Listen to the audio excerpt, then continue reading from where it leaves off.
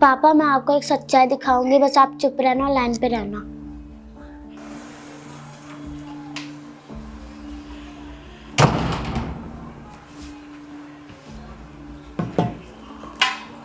ओए, मुंह क्या देख रही है? जाके पानी ले आ। जा रही झाड़ू लगा दी? हूँ।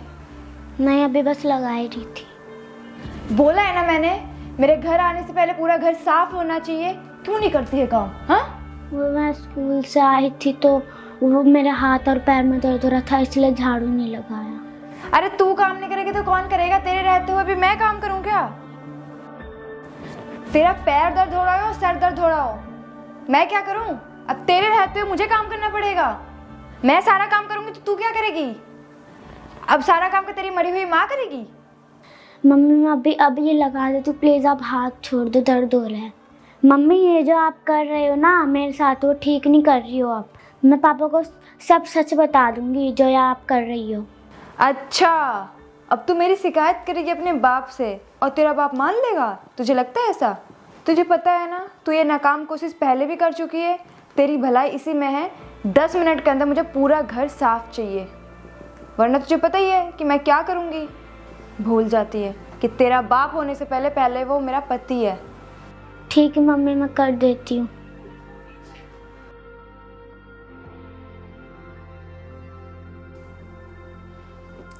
अरे अयान का कॉल। हेलो। हेलो, हाँ बेबी। क्या कर रहे हो बेबी?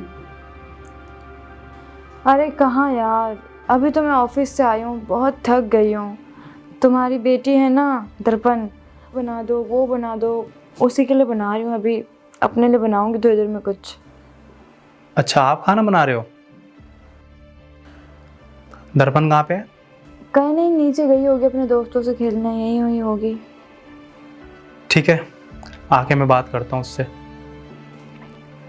हाँ कोई नहीं, वो थोड़ी परेशान करती है मुझे। मैं उसके लिए मैगी बना रही हूँ, उसको मैगी बना के दे दूँगी, फिर कुछ अपने लिए भी बना लूँगी। आप आराम से आओ ऑफिस से। और तू खड़े होके बातें क्या सुन रही है? काम कर।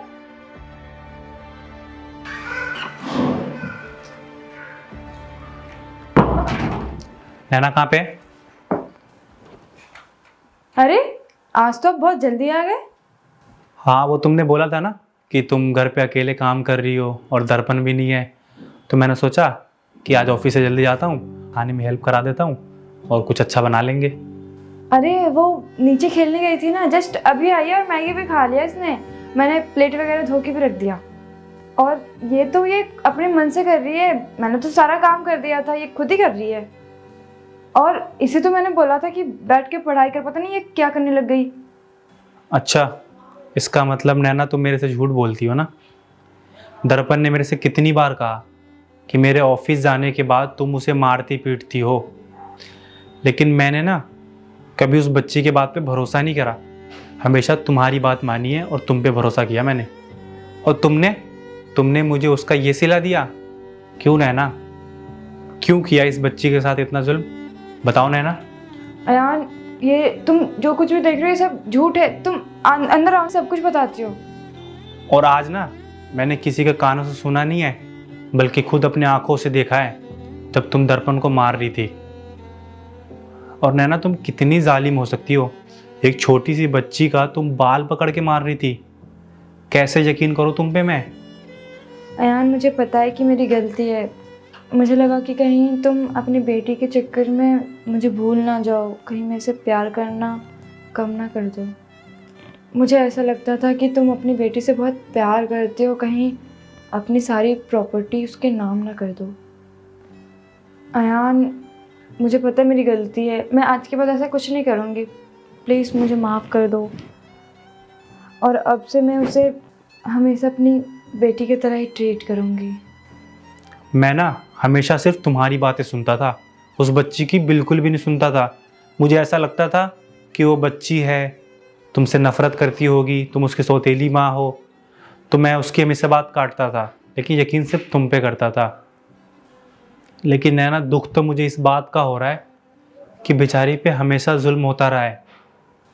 वो हमेशा मेरे से एक ही बात बोलती थी कि पापा मम्मी सही नहीं है, मम्मी मुझे मारती है, पढ़ने नहीं देती है, लेकिन फिर भी मैं उसकी बातों पे यकीन नहीं करता था, हमेशा तुम्हारी बातें सुनता था। और वो हमेशा मेरे से पूछती थी कि पापा तुम मेरी बातों पे क्यों यकीन नहीं करते हो। क्या बताऊँ नैना इसको, तुमने ऐसा क्यों किया। तुम मुझे एक बात बताओ नैना, कि अगर तुम्हारी खुद की अगर ये बेटी होती तो क्या तुम इसे भी इसी तरह ट्रीट करती, ऐसे इस पे हाथ उठाती।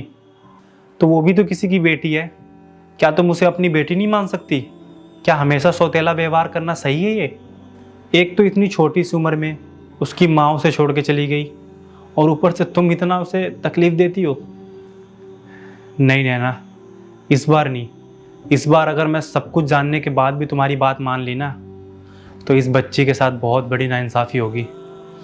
और हाँ, अगर तुम्हें इस बच्ची से इतनी प्रॉब्लम है ना, तो आज से मैं और मेरी बेटी इसी वक्त इस घर को छोड़ के जा रहे हैं। तुम्हें तो मैं कुछ बोल नहीं सकता हूँ, क्योंकि शादी करके लाया हूँ तुम्हें, मेरी पत्नी हो, तो इसीलिए मैं और मेरी बेटी हमेशा के लिए घर छोड़ के चले जाएंगे। दर्पण, जाओ बेटा सामान पैक करो, मैं नीचे गाड़ी में तुम्हारा वेट करता हूँ। अयान, तुम लोग क्यों जा रहे हो यहाँ से? प्लीज मत जाओ ना, मैं आज की वजह से कुछ नहीं करूँगी। तुम लोग चले जाओगे तो फिर गली मोहल्ले के लोग क्या बोलेंगे?